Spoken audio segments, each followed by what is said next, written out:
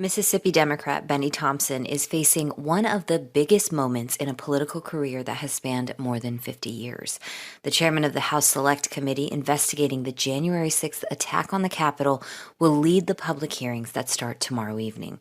As NPR congressional correspondent Claudia Grisales reports, working as a civil rights activist in the South helped prepare Thompson for this moment. As a young boy, Bennie Thompson grew up in a Mississippi town that had a whites-only pool and park.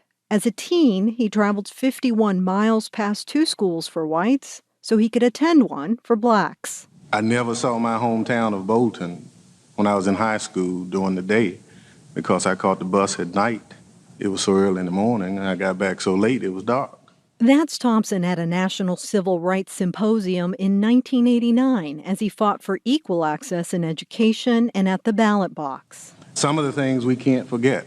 By then, Thompson had defied racial barriers to become an alderman in Bolton, followed by roles as a mayor and then county supervisor. In 1993, Thompson won a special election to represent his predominantly African-American district in Congress, and he's done so ever since. 3 years ago, he became chairman of the House Homeland Security Committee. It's kind of interesting that somebody like Bennie Thompson, with the experiences he had growing up in Mississippi, would be the one that's out there trying to keep this democracy on track. That's Majority Whip Jim Clyburn at his Capitol Hill office. The South Carolina Democrat is a bit of a kindred spirit to Thompson, and the two often chat away during extended floor votes. When House Democrats moved last year to create a select committee to investigate the January 6th attack, Clyburn saw Thompson as the perfect fit to lead it, and he made that case to Speaker Nancy Pelosi. Thompson, Clyburn says, knows how to keep his eye on the prize. We have so many people over here who are much more interested in the headline than they are in making headway. Bennie is not interested in making the headlines. Clyburn said Thompson's civil rights work and unflappable nature positioned him to face off against powerful opponents, including former President Trump and a vast share of the Republican Party. Pelosi seems to agree. Chairman Thompson is the chair of one of the committees of jurisdiction, Homeland Security, and this was assault on our Homeland Security. He commands a great deal of respect in our caucus. I'm very proud of what he is doing. With Thompson at the helm, he's now readying his committee of 7 Democrats and 2 Republicans for hearings starting this week. Thompson agrees with assessments that his civil rights activism informs that role today. I'm a passionate believer that in a democracy, you have to follow the rule of law. It has nothing to do with individuals. It has nothing to do with wealth. It has nothing to do with status in the community. It's the law. The law is colorblind.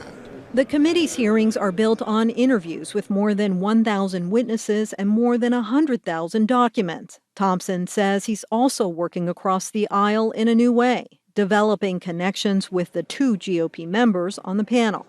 Here's Wyoming Republican Liz Cheney, the committee's vice chair. The chairman and I did not really even know each other before, so watching how he manages the committee, how he manages the issues we're dealing with, I've been really impressed with him.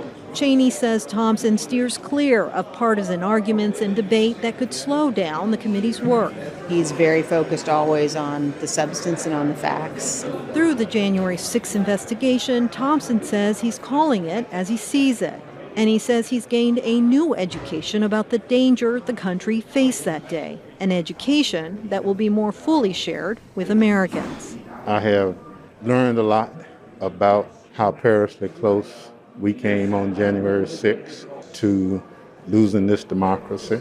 Clyburn says Thompson's work as a small-town leader taught him how to listen, a skill that today is critical to getting to the bottom of the insurrection.